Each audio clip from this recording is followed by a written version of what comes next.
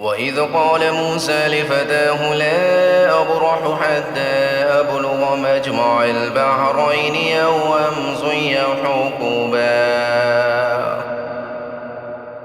اور اس وقت کا ذکر سنو جب موسیٰ علیہ السلام نے اپنے نوجوان شاگرد سے کہا تھا کہ میں اس وقت تک اپنا سفر جاری رکھوں گا جب تک 2 سمندروں کے سنگم پر نہ پہنچ جاؤں، ورنہ برسوں چلتا رہوں گا۔ فَلَمَّا بَلَغَا مَجْمَعَ بَيْنِهِمَا نَسِيَا حُوتَهُمَا فَاتَّخَذَ سَبِيلَهُ فِي الْبَحْرِ سَرَبًا۔ چنانچہ جب وہ ان کے سنگم پر پہنچے تو دونوں اپنی مچھلی کو بھول گئے اور اس نے سمندر میں ایک سرنگ کی طرح راستہ بنا لیا۔ فَلَمَّا جَاوَزَا قَالَ لِفَتَاهُ آتِنَا غَدَاءَنَا لَقَدْ لَقِينَا مِن سَفَرِنَا هَٰذَا نَصَبًا۔ پھر جب دونوں آگے نکل گئے تو موسیٰ علیہ السلام نے اپنے نوجوان شاگرد سے کہا کہ ہمارا ناشتہ لاؤ، سچی بات یہ ہے کہ ہمیں اس سفر میں بڑی تھکاوٹ لاحق ہو گئی ہے۔ قال أرأيت إذا أوينا إلى الصخرة فإني نسيت الحوت وما أنسانيه إلا الشيطان أن أذكره واتخذ سبيله في البحر عجبا۔ اس نے کہا بھلا بتائیے عجیب قصہ ہو گیا، جب ہم اس چٹان پر ٹھہرے تھے تو میں مچھلی کا آپ سے ذکر کرنا بھول گیا، اور شیطان کے سوا کوئی نہیں ہے جس نے مجھ سے اس کا تذکرہ کرنا بھلایا ہو، اور اس مچھلی نے تو بڑے عجیب طریقے سے دریا میں اپنی راہ لے لی تھی۔ قال ذلك ما كنا نبغ فارتد على آثارهما قصصا۔ موسیٰ علیہ السلام نے کہا اسی بات کی تو ہمیں تلاش تھی، چنانچہ دونوں اپنے قدموں کے نشان دیکھتے ہوئے واپس لوٹے۔ فوجد عبدا من عبادنا آتيناه رحمة من عندنا وعلمناه من لدنا علما۔ تب انہیں ہمارے بندوں میں سے ایک بندہ ملا جس کو ہم نے اپنی خصوصی رحمت سے نوازا تھا اور خاص اپنی طرف سے ایک علم سکھایا تھا۔ قال له موسى هل أتبعك على أن تعلمني مما علمت رشدا۔ موسیٰ علیہ السلام نے ان سے کہا کیا میں آپ کے ساتھ اس غرض سے رہ سکتا ہوں کہ آپ کو بھلائی کا جو علم عطا ہوا ہے اس کا کچھ حصہ مجھے بھی سکھا دے۔ قال إنك لن تستطيع معي صبرا۔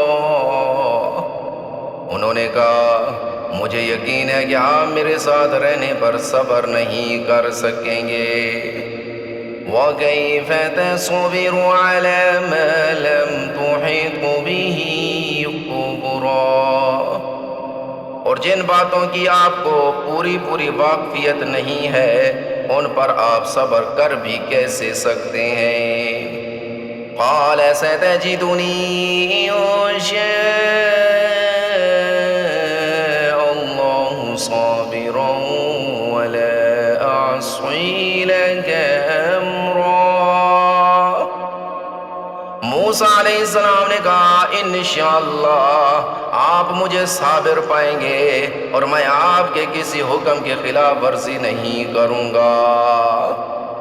قال فإن اتبعتني فلا تسألني عن شيء حتى أحدث لك منه ذكرا۔ انہوں نے کہا اچھا اگر آپ میرے ساتھ چلتے ہیں تو جب تک میں خود ہی آپ سے کسی بات کا تذکرہ شروع نہ کروں آپ مجھ سے کسی بھی چیز کے بارے میں سوال نہ کریں۔ فانطلقا حتى إذا ركبا في السفينة خرقها قال خرقتها لتغرق أهلها لقد جئت شيئا إمرا۔ چنانچہ دونوں روانہ ہو گئے، یہاں تک کہ جب دونوں ایک کشتی میں سوار ہوئے تو ان صاحب نے کشتی میں چھید کر دیا۔ موسیٰ علیہ السلام بولے، ارے کیا آپ نے اس میں چھید کر دیا تاکہ سارے کشتی والوں کو ڈبو ڈالیں؟ یہ تو آپ نے بڑا خوفناک کام کیا۔ قال ألم أقل إنك لن تستطيع معي صبرا۔ انہوں نے کہا، کیا میں نے کہا نہیں تھا کہ آپ میرے ساتھ رہ کر صبر نہیں کر سکیں گے؟ قال لا تؤاخذني بما نسيت ولا ترهقني من أمري عسرا۔ موسیٰ علیہ السلام نے کہا، مجھ سے جو بھول ہو گئی اس پر میری گرفت نہ کیجئے اور میرے کام کو زیادہ مشکل نہ بنائیے۔ فانطلقا حتى إذا لقي غلاما فقتله قال أقتلت نفسا زكية بغير نفس لقد جئت شيئا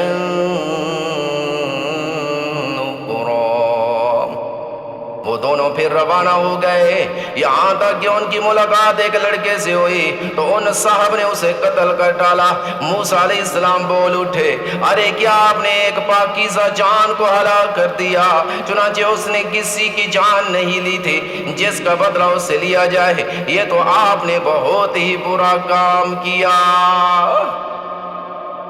قال ألم أقل لك إنك لن تستطيع معي صبرا۔ انہوں نے کہا، کیا میں نے آپ سے نہیں کہا تھا کہ آپ میرے ساتھ رہنے پر صبر نہیں کر سکیں گے؟ قال إن سألتك عن شيء بعدها فلا تصاحبني قد بلغت من لدنی عذرا۔ موسیٰ علیہ السلام بولے، اگر اب میں آپ سے کوئی بات پوچھوں تو آپ مجھے اپنے ساتھ نہ رکھیے، یقیناً آپ میری طرف سے عذر کی حد کو پہنچ گئے ہیں۔ فانطلقا حتى إذا أتيا أهل قرية استطعما أهلها فأبوا أن يضيفوهما فوجدا فيها جدارا يريد أن ينقض فأقامه قال لو شئت لاتخذت عليه أجرا۔ چنانچہ وہ دونوں پھر روانہ ہو گئے، یہاں تک کہ جب ایک بستی والوں کے پاس پہنچے تو اس کے باشندوں سے کھانا مانگا تو ان لوگوں نے ان کی مہمانی کرنے سے انکار کر دیا۔ پھر انہیں وہاں ایک دیوار ملی جو گرا ہی چاہتی تھی، ان صاحب نے اسے کھڑا کر دیا۔ موسیٰ علیہ السلام نے کہا، اگر آپ چاہتے تو اس کام پر کوئی اجرت لے لیتے۔ قال هذا فراق بيني وبينك سأنبئك بتأويل ما لم تستطع عليه صبرا۔ انہوں نے کہا، لیجئے میرے اور آپ کے درمیان جدائی کا وقت آ گیا، اب میں آپ کو ان باتوں کا مقصد بتائے دیتا ہوں جن پر آپ سے صبر نہیں ہو سکا۔ أما السفينة فكانت لمساكين يعملون في البحر فأردت أن أعيبها وكان